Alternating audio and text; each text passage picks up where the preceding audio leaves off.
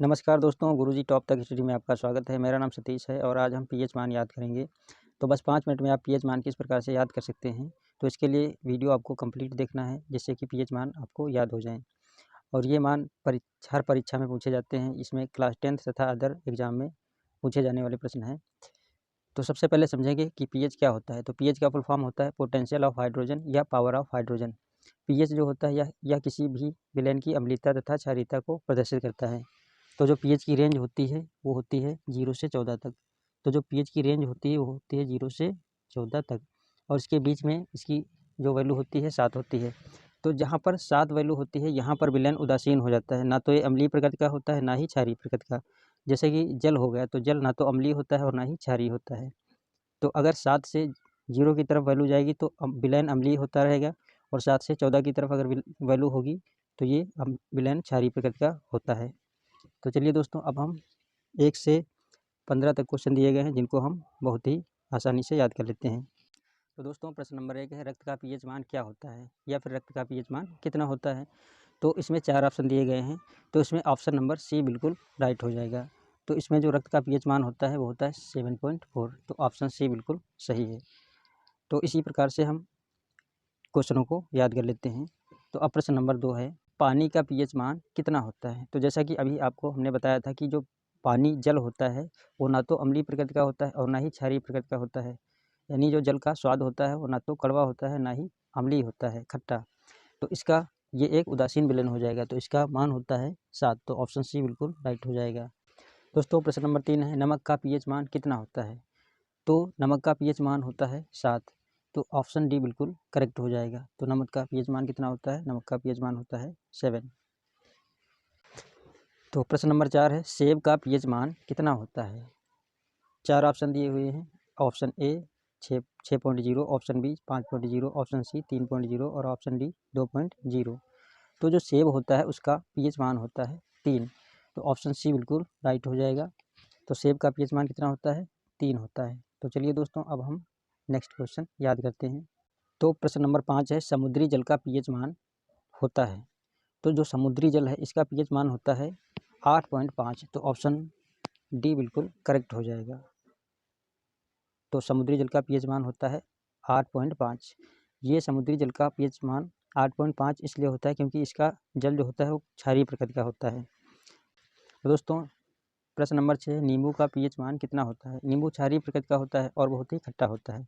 तो जो इसका पीएच मान होता है वो होता है 2.2। तो ऑप्शन ए बिल्कुल राइट हो जाएगा।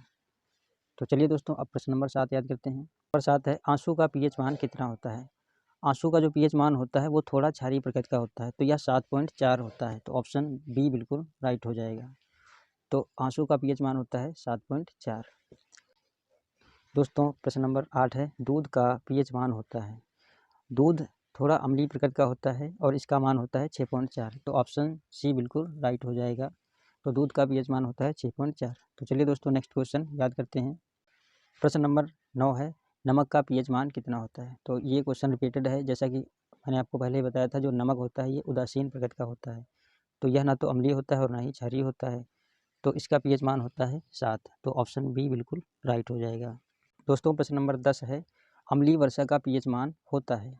तो जो अम्लीय वर्षा होता है इसका पीएच मान कितना होता है। वर्षा, अगर शुद्ध जल का पीएच मान पूछा जाए तो वो 7 होता है, लेकिन जो अम्लीय वर्षा होती है उसके जो जल का पीएच मान होता है वो कितना होना चाहिए, क्योंकि इसकी जो प्रकृति है वो कैसी है, अम्लीय है। तो इसका पीएच मान 7 से कम ही होगा।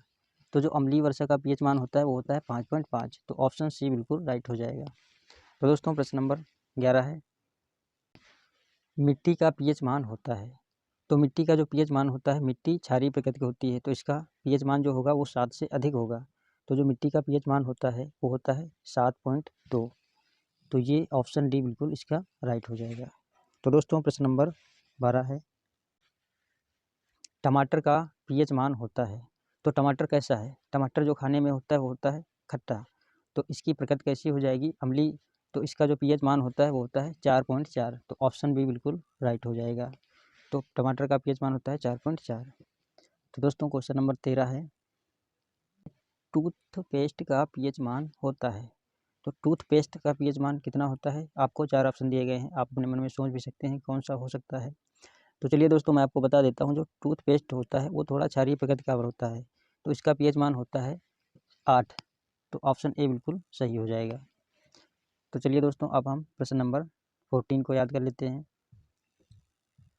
उदासीन घोल का पीएच मान होता है, तो उदासीन ना तो अम्लीय प्रकृति का होता है और ना ही क्षारीय प्रकृति का, तो इसका मान 7 होता है। तो बिल्कुल ऑप्शन सी बिल्कुल राइट हो जाएगा। तो उदासीन घोल का पीएच मान होता है 7। तो दोस्तों, अब हम लास्ट क्वेश्चन नंबर 15 को याद करेंगे। तो दोस्तों, अब हम प्रश्न नंबर 15 को याद करेंगे। लार का पीएच मान होता है, तो जो लार होती है वो थोड़ा अम्लीय और थोड़ा क्षारीय प्रकृति की होती है, तो इसका जो पीएच मान होता है वो 6.5 से 7.5 होता है। तो ऑप्शन सी बिल्कुल राइट हो जाएगा। तो दोस्तों, ये जो भी पीएच मान है बहुत ही इंपॉर्टेंट है, जो आपकी परीक्षाओं में पूछे जाने वाले हैं, तो आप इनको कृपया याद कर लीजिए, जिससे कि आपके ये प्रश्न गलत ना होने पाएँ। तो आशा करते हैं वीडियो आपको पसंद आई होगी, और अगर आपको अभी भी ये याद नहीं हो पाए तो आप इसको 1-2 बार और वीडियो को देख लीजिए, जिससे ये आपके बिल्कुल कंठस्थ हो जाएँ। तो वीडियो पसंद आई हो तो आप इसे लाइक कर दीजिए, और अगर आप चैनल पर पहली बार हैं तो इसको आप सब्सक्राइब कर सकते हैं। तो फिर मिलते हैं दोस्तों, वीडियो देखने के लिए आपका धन्यवाद।